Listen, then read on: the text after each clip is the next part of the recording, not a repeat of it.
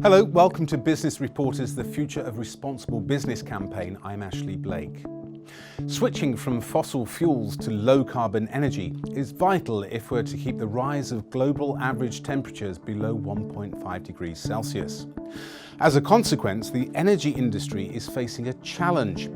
How do we satisfy a growing demand for energy whilst making the production and distribution of it more sustainable? The transition to low-carbon energy not only requires the use of new technologies, it also means that energy firms will have to operate in an entirely new way in order to deliver energy to their customers. How can software help energy companies tackle those challenges? That's what we're going to discuss today with Lisa Wee, Vice President of Sustainability of Aveva.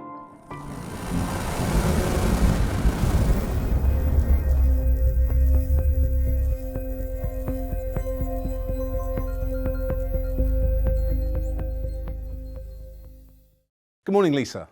Good morning, Ashley. What makes the production and distribution of renewables so challenging? Well, there's a number of challenges, but the big three relate to intermittency, distribution, and then cost. So, as you know, the sun doesn't always shine, the wind doesn't always blow. So renewable energy sources go on and off. And that means that we need to be able to have advanced capabilities to manage supply and demand. Those resources also produce a lot of data as they turn on and off in real time. They are also distributed across geographies. They're very scattered. So that gets to this distribution point. It means, again, we're going to have data coming in, not just from a couple of plants as we might have done historically. We are now going to have data coming in from hundreds and thousands of wind farms and solar systems, very often in remote locations, either far offshore or in very scarcely populated areas. And that creates a data challenge. And lastly, I spoke about cost. Even though we are seeing the cost of renewables go down, there is still a cost to being able to build these facilities or be able to retrofit existing facilities so that they can run on renewables. The good news is we're seeing a lot of investment in this area, and that investment includes investing in the build, but also in digital solutions that can help you to manage this data in real time, visualize it, and take action on it. You mentioned three main challenges there, sort of distribution, intermittency, and cost. They sound like a serious obstacle on the road to a sustainable market. So how does Aveva help? So we help energy companies across the asset lifecycle. So actually starting with that engineering phase, but especially in the operations and optimization capacity. So we help energy companies to get better data in the beginning, and better decisions come from better data.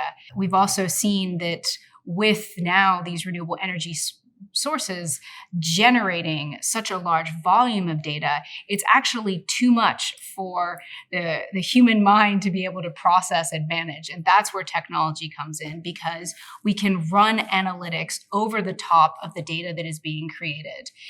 And we can use that to understand it. We can use it to predict how assets will behave in the future.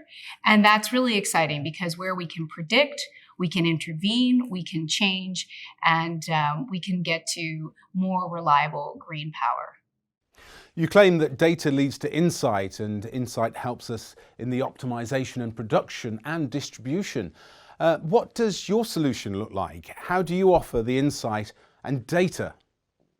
So we offer a strong suite of solutions, starting with helping energy producers to actually design the plants and to design them in a way that they will be able to factor in powering them by using renewable energy resources. But we also help them to operate those plants more efficiently, to optimize them for cost and for carbon.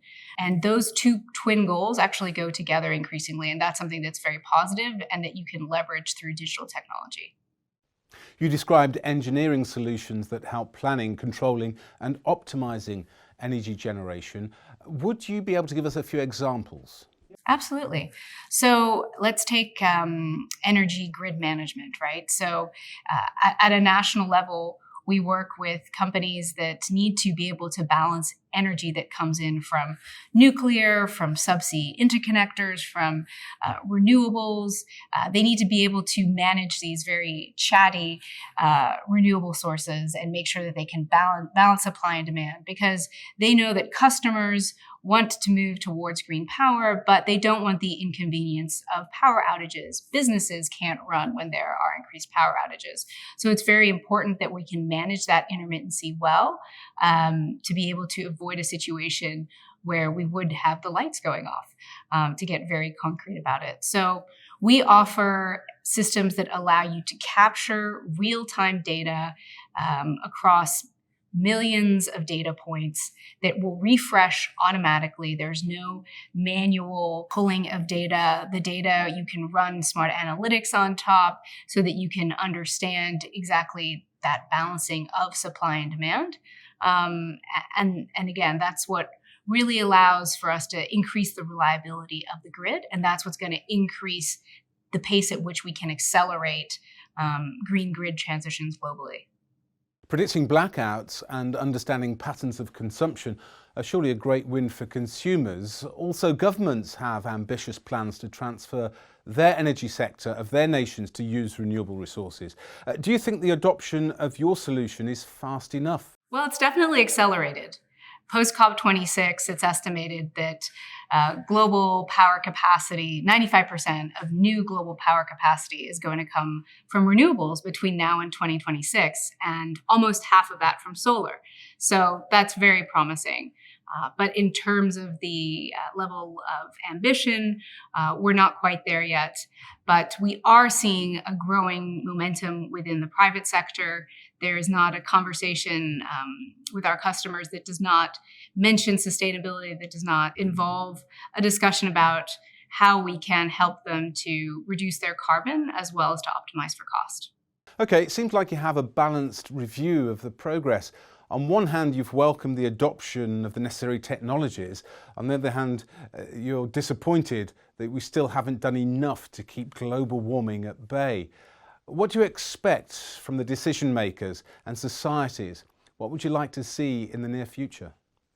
I think in the next 5 years, I'm hoping that we will see an acceleration of deployment of technology and greater understanding that profitability and responsible business go hand in hand. So where we can cut waste from the system, where we can operate more efficiently, we will see businesses reduce their costs, but also reduce their carbon, and therefore help us to get to a place where we limit global warming to 1.5 degrees above pre-industrial levels.